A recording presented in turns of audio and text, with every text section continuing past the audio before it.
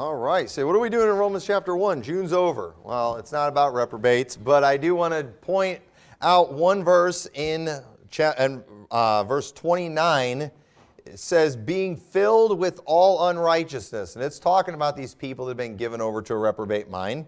It's being filled with all unrighteousness, fornication, wickedness, covetousness, maliciousness, full of envy, murder, debate, deceit, malignity, and whispers, backbiters, haters of God, despiteful, proud, boasters of inventors of evil things, disobedient to parents. And it goes on naming all these terrible sins. And one of the things that it mentions that they are full of in here is full of debate. And I want to talk about that subject tonight, full of debate, because obviously we are not supposed to be full of debate. When you look at this passage right here, it's very clear that that is a problem. And debate, if you look at the definition of it, it's a quarrel.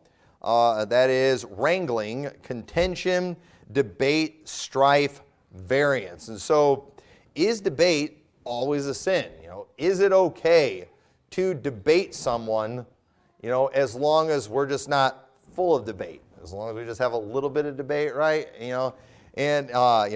Is debate itself the sin? Or is being full of debate just kind of showing a mentality and a behavior of somebody who's just a wicked person? And because I want to show you too, in Proverbs chapter 25, verse 8, it says, go not forth hastily to strive, lest thou not know, or lest thou know not what to do in the end thereof, when thy neighbor hath put thee to shame. Debate thy cause with thy neighbor himself, and discover not a secret to another, lest he that heareth it put thee to shame, and thine infamy turn not away. So here it's telling you to debate, but to do it alone with your neighbor. So obviously when it comes to debate itself cannot be the sin. There are situations and times to debate. Don't want to get ahead of myself, but if you think debate is always a sin, then you know what? You should never go soul winning. Because you know what? You debate all the time when you go soul winning. Now, do we go soul winning so we can debate with people? Of course not. But understand, when you go soul winning and people start bringing up objections, they're like, well, I think you got to work your way to heaven. What do you do? Oh, well, I'm not supposed to debate, so where do we go from here? No, what do? You're going to try, you're going to debate, but you're going to try to keep it friendly, and we'll talk about that in a little bit. But I just say all this to say, there is a difference between just the, debating, disagreeing. There is a time and place for it. But again, if you're somebody who's just full of debate, if every time you go soul winning we're getting phone calls because you are just getting in these hostile arguments with people, if you're just debating everything, you're debating sports, you're debating politics, you're debating ketchup versus mustard on a hot dog all the time, and it's just always turning ugly, and you just have to argue about everything, it's because you're a wicked person. But it doesn't mean there can never be a situation where we don't talk about a disagreement. So we'll see that as we go through. Sometimes we've got what I call robot theologians that just, everything is just a black and white. This is how it is for everything. And they don't know what to do when they see stuff like this. And so here in this passage in Proverbs 25, when he's saying debate thy cause, Solomon is teaching the wisdom of not being hasty to strive. You shouldn't be looking for arguments. It should be your desire to not get in conflicts, to not get in debate with your neighbor. But you know what? Sometimes we don't have a choice. There's going to be a time when we have to debate our cause, but we should make every effort to avoid it. Romans 12:18 says, if it be possible, as much as lieth in you, live peaceably with all men. Sometimes we can't help it. Okay? And again, if debate's always a sin, then you know what? I'm going to take you to court, and I'm going to try to sue you for doing something to me. And you know what? You're not allowed to argue about it in court and give your side because you're not supposed to debate. No, obviously, if somebody takes you to court, you're allowed to give your side of things. You're allowed to defend yourself. You're allowed to give your side of the argument. So, sometimes, we shouldn't be full of strife. But did you know sometimes we've been called to strive? We can see scriptures on that. We shouldn't be contentious, but sometimes we are called to contend for the faith. And so the robot theologian, he reads Romans 1 and he thinks debate is always a sin no matter what, but then gets confused and you get to Proverbs 25. And I think a good way to illustrate what I'm talking about is when it comes to things like being a striker or a brawler. The Bible says for the qualifications of bishop, not a striker. But you know what? Does that mean if some guy comes and starts messing with my wife sometime that I can't hit him? Of course I can hit him. That's just common sense. We're allowed to defend ourselves. I'm allowed to protect my wife. I'm allowed to protect my family. Some guy comes along and messes with my wife. I'm going to deck him. Yeah, you're a striker. No, I'm not. No. What does it mean if you strike somebody? That makes you a striker. No, I'm not. Okay? No, I'm supposed to defend my family. There is a time to strike somebody. There is a time to beat somebody down. So again, it's okay. Not a brawler. Sorry, I know that guy's messing with you, honey, but if I get involved in this thing, I'm going to be brawling and I'll get disqualified. So what am I going to do?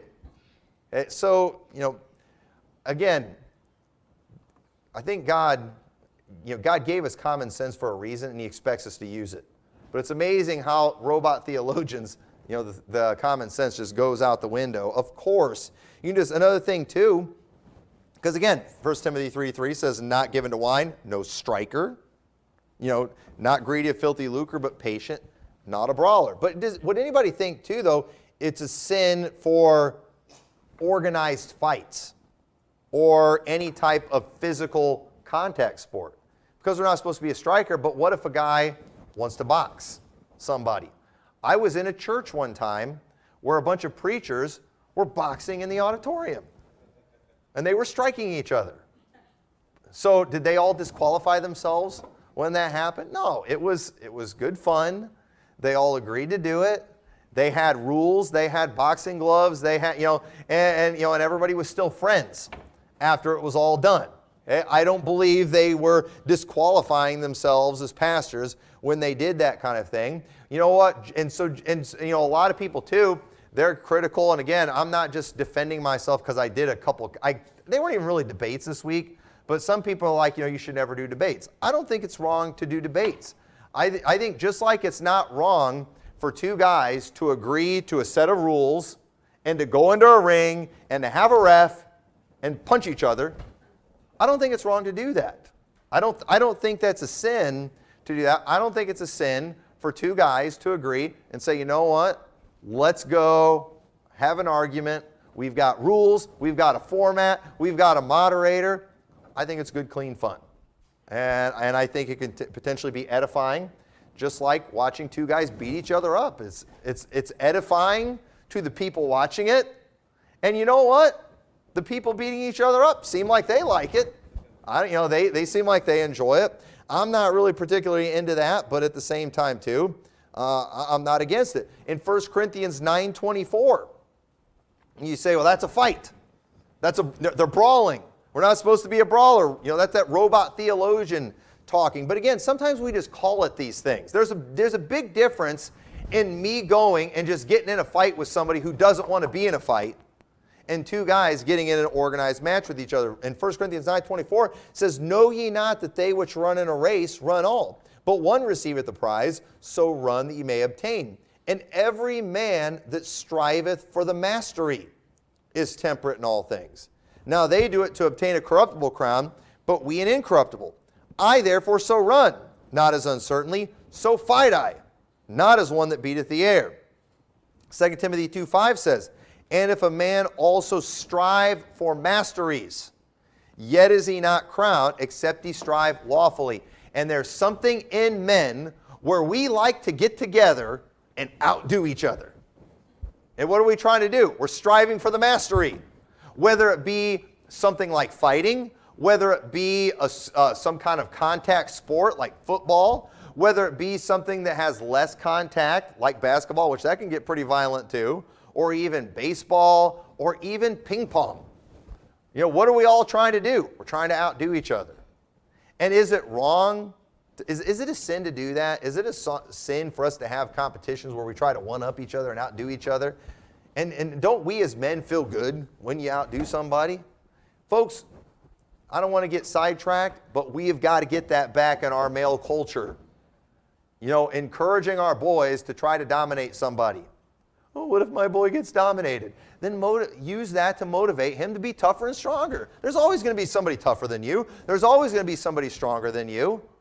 But you know what? Let those defeats motivate you to get tougher, to get stronger, to try harder. We need some manliness in our boys. And you know what? Don't get your kids involved in sports where everybody's going to get a trophy. You know, you teach them. What is second place? First place loser. That's what we tell our kids. You know, I tell my boys that they didn't get second place. It was first place loser. And I wasn't picking on them. But I wasn't going to be like, hey, you're a winner in my book. No, you got beat. You know what? You need to figure out how to outdo that kid. You need to work harder. You need to practice more. You know, I'm not trying to make them ashamed. I'm not hating on them. I'm glad they did what they did. But you know what? Let it motivate them. It's okay to do that. And let me tell you, it's the crowd that was told they were always a winner that's having all the mental health issues.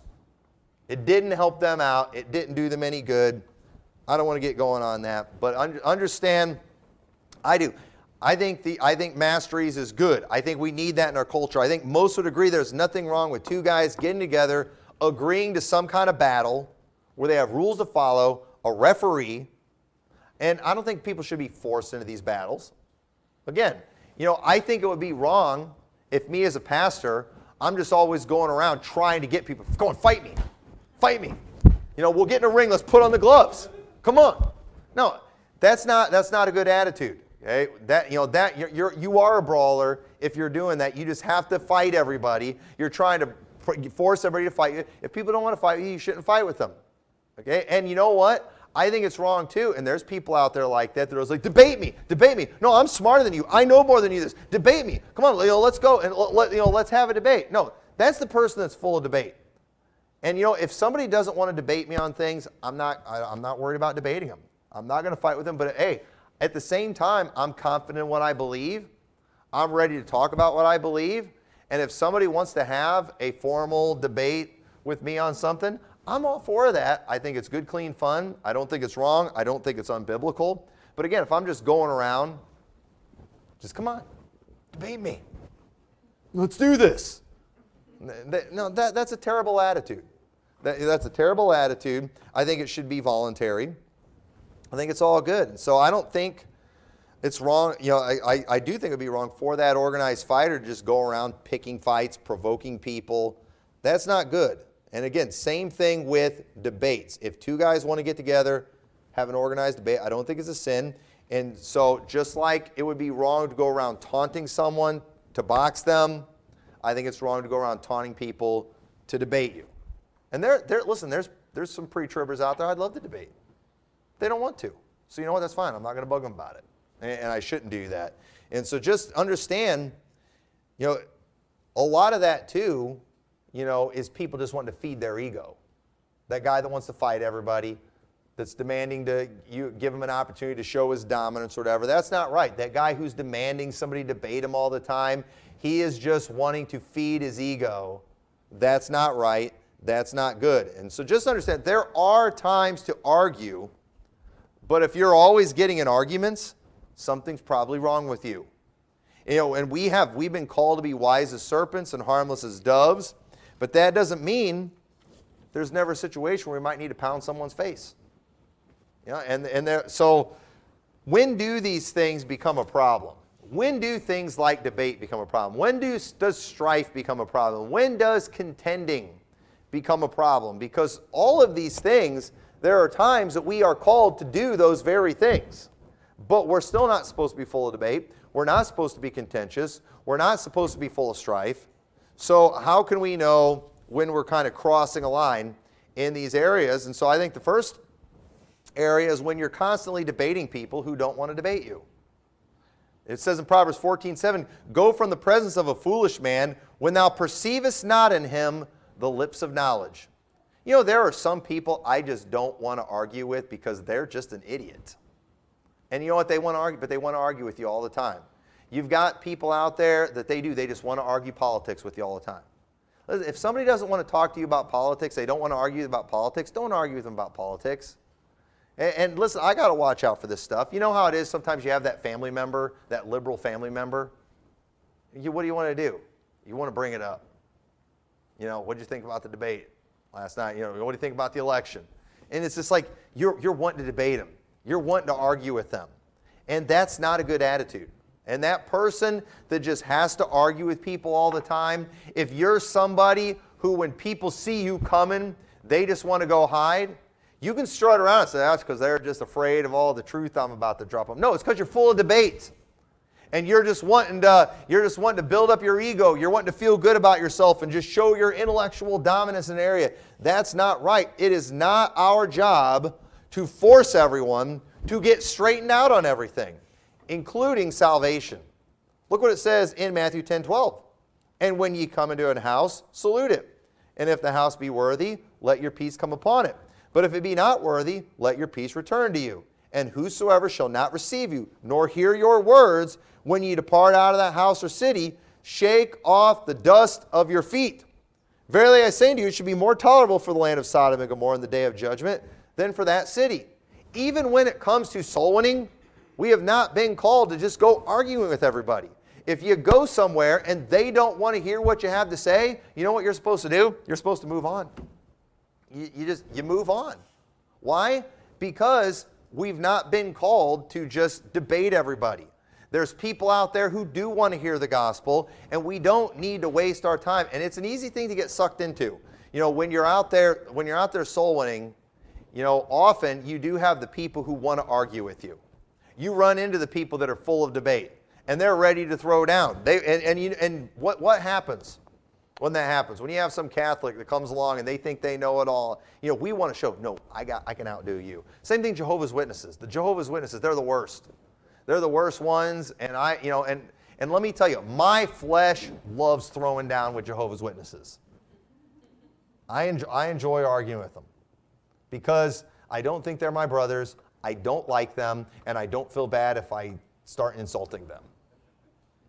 But at the same time, if you're out soul winning, should you be wasting your time talking with these people? You know what? And again, when people bring up legitimate questions, when people are being sincere, we need to learn to perceive that. And we ought to be ready to give an answer. Whenever they're saying things wrong, no, we should contradict what they're saying and say, hey, no, you're wrong here. This is what the Bible says. We need to be tactful about it. And you know what? But what we never want to do is we never want to continue arguing with people just because we want to win the argument. You know what? If we do that, you're wasting your time and you're not accomplishing anything. It's not about winning an argument. But you know what? It's easy because it is. That debate, it's just kind of a part of our flesh. We want to prove that we know more than them. And no, I'm going to win this argument. Man, I'm going to dominate. Then I'm going to go back and tell everybody, man, I schooled a Jehovah's Witness today. For 45 minutes, we debated about hell. And oh, man, he brought up this. And I turned it around on him. And I said that. And he's just like, oh, what happened? Did he get saved? No, he got mad and walked off. Congratulations. During that time, I got 2 people saved that actually wanted to hear the truth. They were looking for the truth. But you know what? I get to feel, and again, I'm not telling you can never argue with these people. There's a time to do it. But sometimes we're just wasting our time. And so are we doing these things for our flesh? Or are we doing it for the right reasons? And you know what? When you do, go from the presence of a foolish man when thou perceivest not in him the lips of knowledge. Do you have no ability to perceive a person who is ready to hear the truth and a person who just wants to argue? Sometimes you can tell. They just want to argue with you. You know what? We don't have to do that. But they're wrong on salvation. Doesn't matter. They have no interest in the truth. They do not care. They just want to argue. Don't get sucked in. Don't get sucked in, and we got to watch out for that. And I will be the first one to confess that sometimes I get sucked in. It's an easy thing to do, but we got to watch out for that. And so if you're and we're just talking about soul winning here, but if you're always, you have people too, no matter what, they always end up debating politics. or whatever. Just debating everything. Sports. Have you ever heard some of these people too that when they talk about sports, it gets ugly? It's like, dude, it's sports. You know, no, I'm telling you the Bears are going all the way this year. Prove me wrong. Can we just wait and see? You know, we're going to eventually see. You know, it's just, it's opinion. But they do. They want to argue about it. That's not a good attitude to have. You know, and again, okay, and here's the thing about that too. Past time you say nobody can ever argue sports. Listen, some people enjoy getting together and talking about sports with each other. They enjoy arguing about whose team's better, and you know what? They walk away from those conversations and they're still friends. I don't think it's wrong for you to do that. Just like I don't think it's wrong for two guys to get in a boxing ring and duke it out with each other. Now, if that turns you into enemies and you're going to devote the rest of your life to figuring out how you can destroy that guy that beat you up and got the better of you in a fight, then you know what? You probably shouldn't get involved in that kind of thing. So again, we shouldn't be out there just looking for strife, causing strife. But at the end of the day, there are things associated with that, like the masteries, like fighting, like formal debates and things that some people are capable of doing, maintaining their testimony, maintaining friendships, and not losing their cool, not trashing their testimony.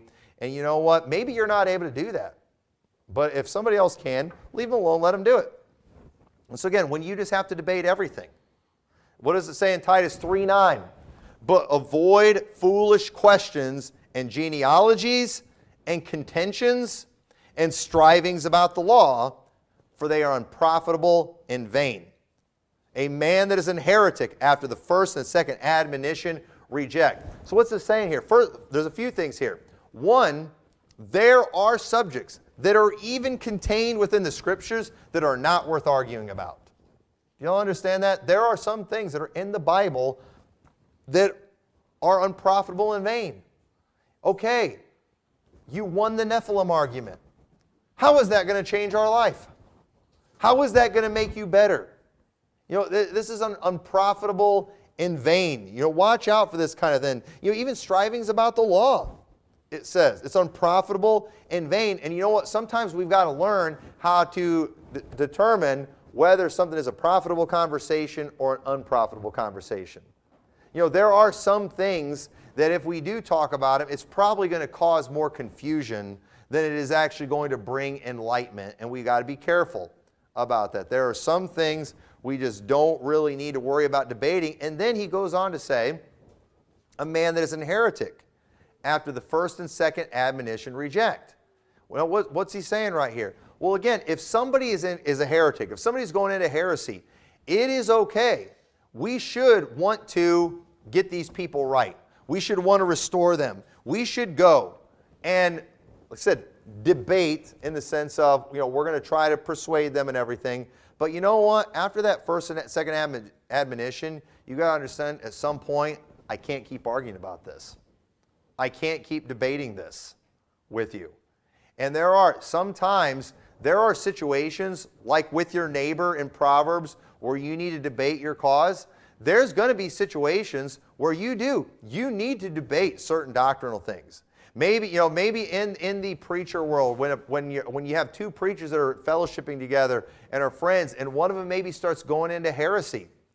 Okay? You don't need to just immediately write them off. No, go to them and say, hey, we need to talk about this. We need to discuss this. And I need to explain, hey, I think this is the problem. I think you need to repent of this doctrine. This is a big deal. And you know what you're going to do? You're going to have a debate. But understand, you give that first and second admonition, and if they will not come around, you know what you just need to do? You need to move on. You know why? Because we can't just keep debating this. We can't just keep having this argument. We can't keep doing this. There is a time to have the debate. There's a time to have the argument, but there is a time to say, you know what? Enough's enough. Because we can't be full of debate. I can't just be arguing all the time. We can't just be fighting all the time. As a church, there might be things that we have, there might be some disagreements about it, but and we can talk about these things and maybe even argue with it a little bit, but if we're just every Sunday, we're just having an argument about it and it just keeps getting bigger and uglier, at some point we got to say, hey, enough's enough. This has got to stop. You know what? We can't talk about this.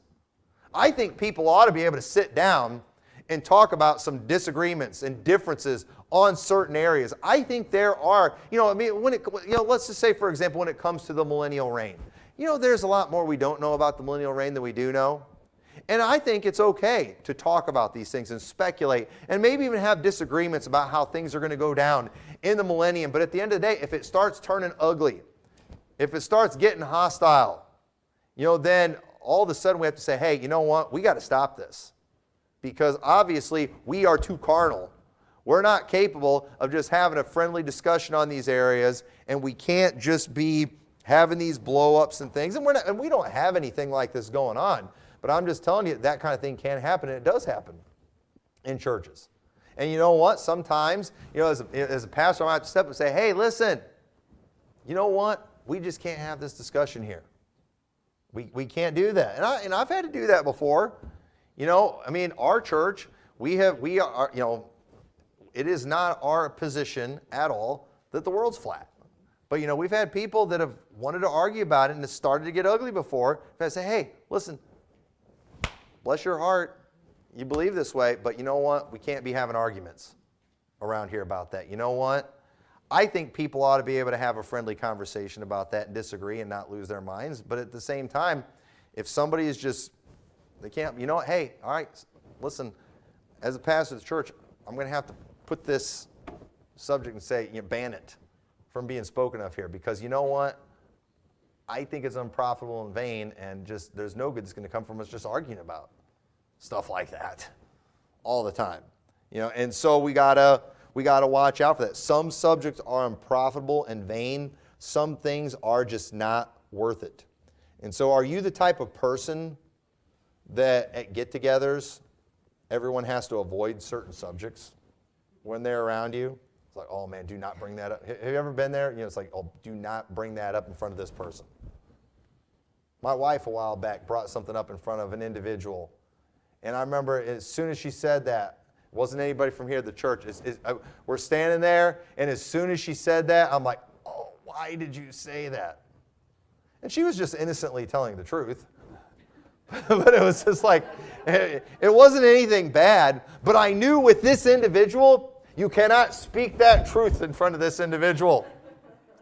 Nobody from this church. And they went on a tirade. And my wife didn't even realize she caused it. This person's on social media, just blowing up social media, talking about this thing. And, and she's like, what's going on? I was like, you did that. What? It's like, yeah, remember when we were here and as soon as you said that, I knew what was going to happen. Because that's just kind of how they are. And, and bless their heart, but that just, some people are that way. And you say, well, why do you like that person? Hey, I don't have to agree with somebody 100% to like them. And there are people that I like, that I appreciate, but at the same time, too, I know maybe they're very passionate about certain things and something's a really big deal to them. And you know what? I won't bring those things up. I don't need to let them know, that I believe different. And I don't need to get them to my way of thinking on those areas. I will, that's how I am, especially with other preachers. I'll let other preachers be themselves. They got to let me be me too, though. And if there's something that I know triggers them, I'm not going to, I don't want to bring it up. I don't want to try to trigger them. Okay? And my wife wasn't trying to trigger them, but I knew them well enough to know that's going to trigger them, and it did. And you know what? There's things that trigger me. Okay? There are things that trigger me.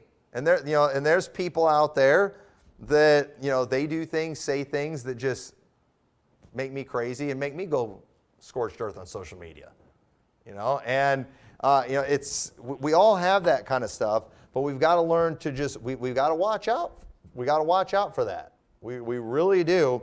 And some of us, we just need to realize we're all going to have to learn how to live on a planet where not everybody agrees with everything we do and like everything we do. And I think pastors struggle with this stuff probably more than anybody. I really do. But we got to watch out. And so another thing, when you're incapable of having patience, then you might have a problem in this area in being full of debate. It says in 2 Timothy 2:24, it says, "And the servant of the Lord must not strive."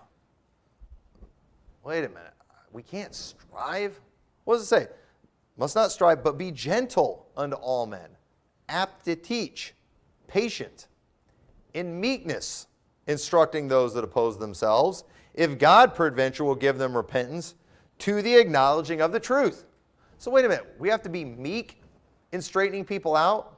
We can't strive. We're supposed to be gentle, all these things. And here's the funny thing about it. In the same chapter, in 2 Timothy 2:2, it says, "And the things that thou hast heard of me among many witnesses, the same commit thou to faithful men, who should be able to teach others also. Thou therefore endure hardness, as a good soldier of Jesus Christ. No man that warreth entangleth himself with the affairs of this life, that he may please him who hath chosen him to be a soldier.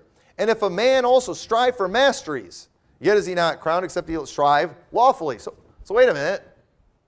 I thought we couldn't strive. But here it's saying you can strive, you just have to strive lawfully. So do y'all understand that when we're looking at this, isn't a matter of just a word, like debate, bad word, sin. Just like strife or strive.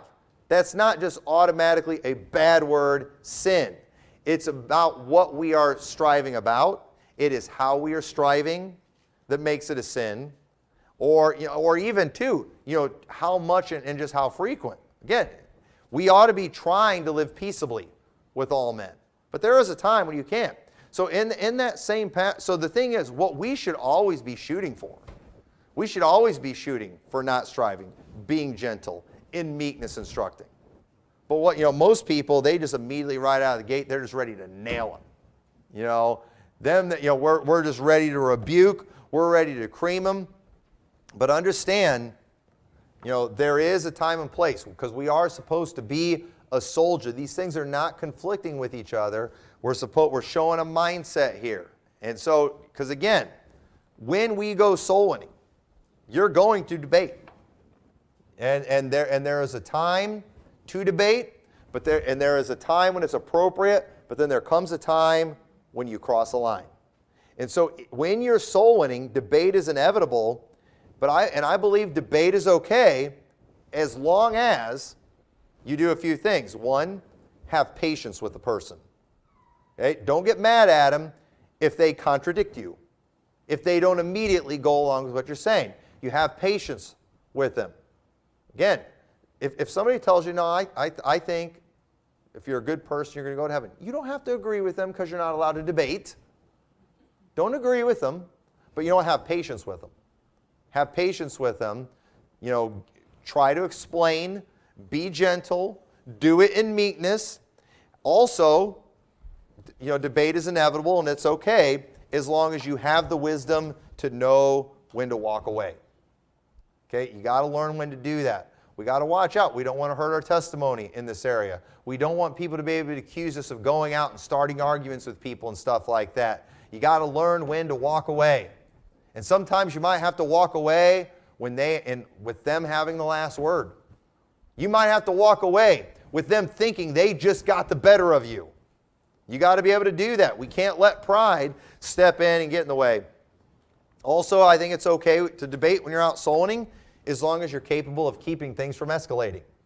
I've told the story here before about a Pentecostal lady I talked to years ago when I was out here soul winning, and she wanted to argue with me. And I definitely talked with her longer than I should have. But whenever she started arguing with me, she mainly kind of went into tongues. She right away went into tongues. She right away wanted to argue with me about tongues, and I was telling her what I believed about tongues, and then she kept getting angry. It was an older lady. She was getting mad, and I kept telling her, listen, I'm not here to argue with you. If you want to talk about this, I'm fine talking about it, but I said, I don't want to argue with you. I'm not here to make you mad. And she's like, no, and then she'd calm down. And then we go, and then she'd get angry again. And like 2 or 3 times I had to tell her, listen, I am not here to make you mad. If I'm just going to make you mad, I'm fine with leaving. I don't want to do that. I'm not here to make you mad. And, and then she'd calm down, and, and obviously I didn't get her saved. And, and it probably just wasted time. But we do want to avoid things escalating. We need to learn to have the wisdom to de-escalate situations. There are people out there that are just belligerent. There are people out there that are just jerks. There are people out there that are looking for a reason to cuss you out and to start screaming at you and to make a scene. And so we got to watch out for that. And whatever we can do to keep things from escalating, if they start yelling at you and you start yelling back, it could escalate. And man, and let me tell you, it's not fun walking away, having some guy chewing you out, acting like he's got the better of you, all that stuff. My pride does not enjoy that at all, but you got to take it. Listen, because again, this isn't just about your testimony. You're out there representing Liberty Baptist Church. You're out there representing Jesus Christ. You say, but I could beat that guy up. I'm pretty sure you could, but I promise if you beat that guy up and you master him, guess what? Our church is going to get creamed in the headlines. Because soul winner from Liberty Baptist Church pulverized this guy, who just wanted him to leave his house. No, you can't do that. That's not good. De-escalation. And so another thing too, debate is inevitable when you go soul winning, and it's fine as long as you're not going out looking for an argument. If you're just out there looking for a reprobate to nail, that's messed up. You shouldn't be looking for somebody to argue with. That's not what it's about. We should be out there trying to reach people who have ears to hear. And not everyone has ears to hear. But if we're regularly getting phone calls about you being rude and a jerk, it's probably because you have a problem in this area. And again, we get phone calls, a lot, but it's typically people that are just mad that we were out, mad that we left the flyer on their door, and thankfully, I can't think of any calls I've ever got where I'm like, I need to go talk to that soul winner. And everybody here does a good job, and I'm thankful for that. But when you start doing things, and here's another area too where you might be full of debate. When you start doing things, even good things, just to prove a point or to win an argument. And look at what it says in Isaiah 58 verse 1. The word debate, I believe it's only in the Bible 4 times.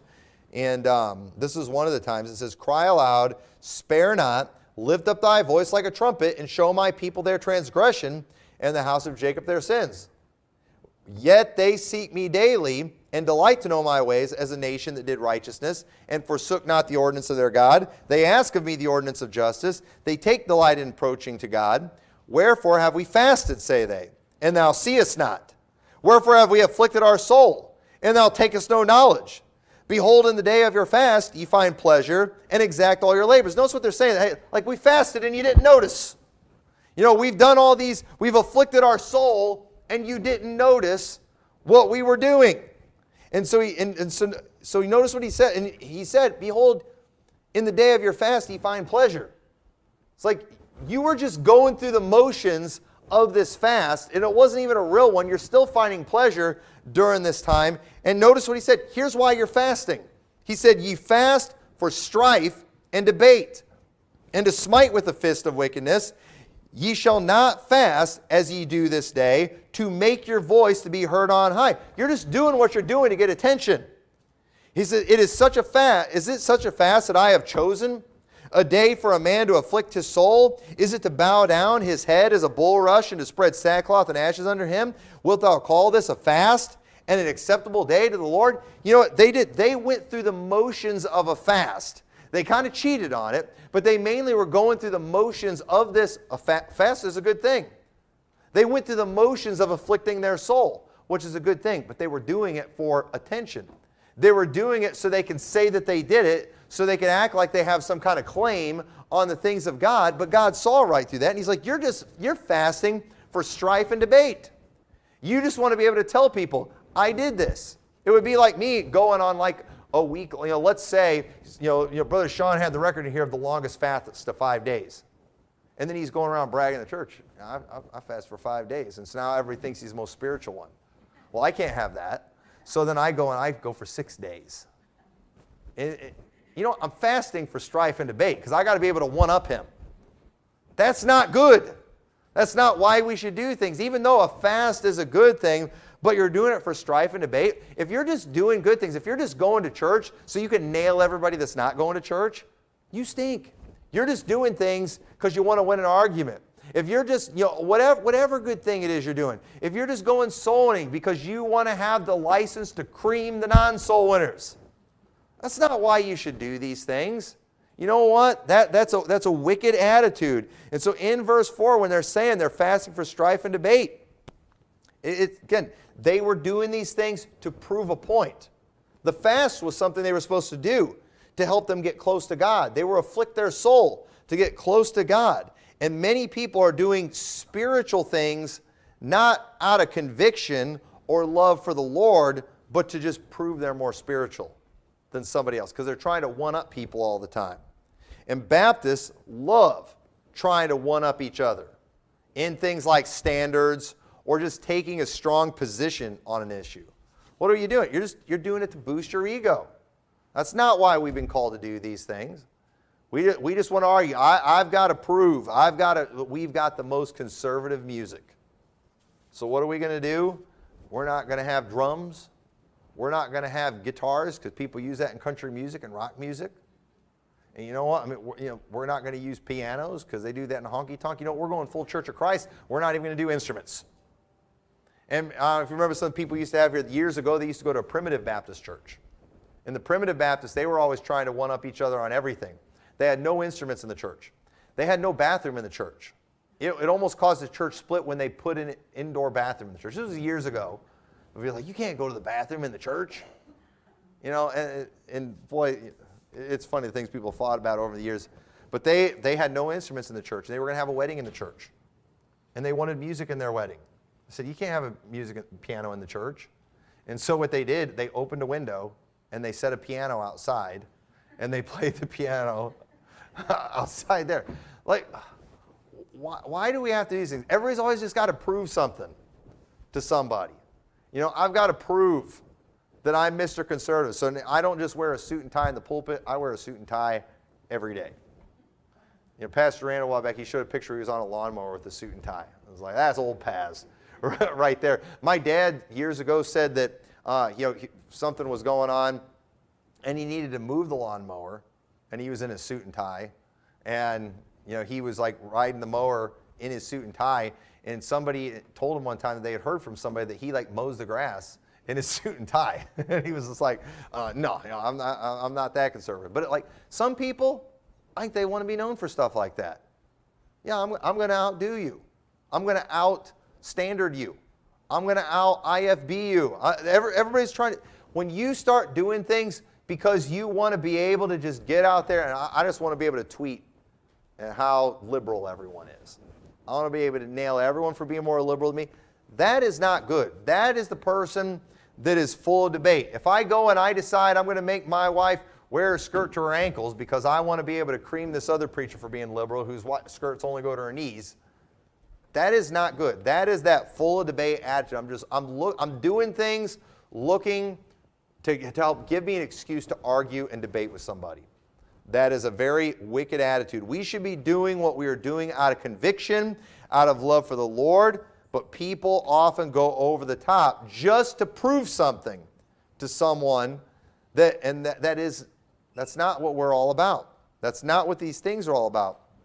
And this area of being full of debate is an area where Baptists can often get themselves in trouble because sometimes we feel like we're the only people out there just holding the line in certain areas. And it's easy to allow carnal things to motivate us. And it's important in this battle. If we are going to win this battle, if we are going to stay in this battle, we have to keep our hearts right.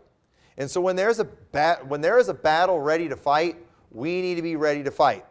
But we don't need to go looking for fights. They will definitely find us. I promise. If we have the truth If we are proclaiming the truth, if I'm proclaiming the truth like I'm supposed to, I promise you, the debate will find me. I don't need to go finding the debate. It will. If you're putting truth out there, the devil is not just going to stand by and let you speak the truth unopposed. And so the truth is, if you really want an argument, just get truth out. Speak truth. Preach truth. The devil will oppose you, but the people that are out there looking for fights, looking for debate, always out there provoking people, challenging people, all that kind of stuff, you know what? They have the wrong attitude. They are the ones that have that full of debate attitude, and we don't need to be that way. That is not the attitude that we should have. And so the Bible is not conflict. There's no conflict when it says full of debate in the midst of all those sins. And other places we see debate telling you to do it. Just like we're not supposed to be a striker, but there is a time to strike. We're not supposed to be hateful, but there's a time to love and a time to hate. There's a time to everything. There is a season and a time, and we need to learn to have the wisdom to know when and where to do it. And again, when it comes to theological things, we were talking about some stuff this afternoon too. Just theological things that people are different on. But it was like in the past when I saw it was kind of starting to just cause hostility in certain areas, I didn't think it was worth it. It's like, I'm moving on from it. This isn't worth hostility. And so you know what?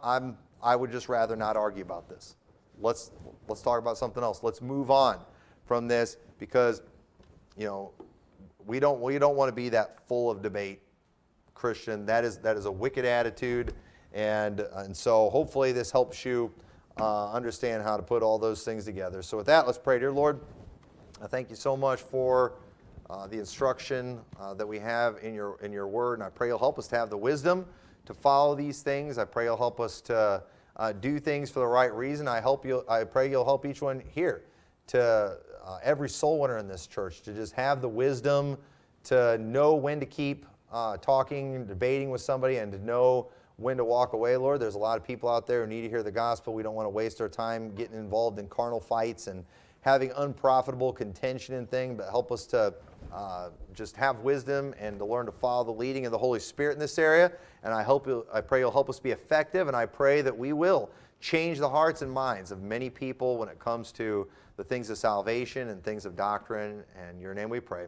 Amen.